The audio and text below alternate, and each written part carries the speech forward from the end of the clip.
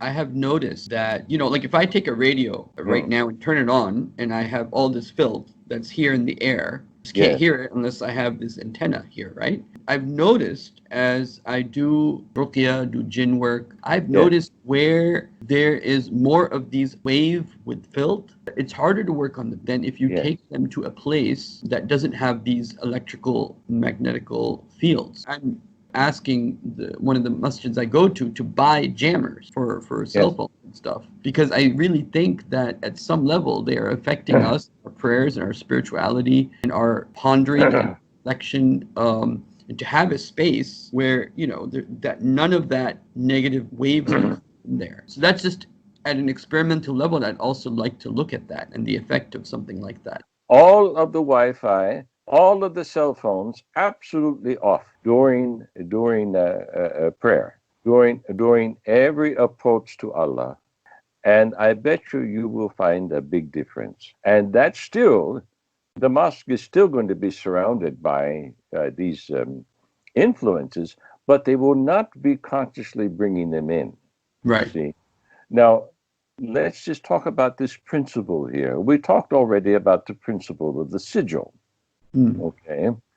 Let's go back to the Second World War and to the first atom bomb. There was a fellow, I'm forgetting his name now, but he was a physicist intimately related with the development of the bomb, and he was an active Satanist. He was close enough to the developers of the bomb and intimate enough with the process as part of the design team to actually put a sigil, a living sigil from a sacrificed infant, a part of that, into the bomb. And then they recited a mantra and a prayer, a curse over that bomb, so that when it went off, it would send this throughout the entire globe. So he marked the globe as a primal high priest, as the chief high priest of the cult. Falaq in Arabic means to split, Ah, which is very interesting. So, قُلْ أَعُوذُ بِرَبِّ الْفَلَقِ, I seek refuge from the Lord of the one that allows things to split. مِنْ yes. شَرِّ مَا خَلَقَ, from the Oh, evil that he has created. And then right after that it mentions the blowing of knots and doing yes, magic. So when yes. you were explaining this, that brought that to my mind that That's it. here's a bomb that blows up and splits, and in it Yes. is magic.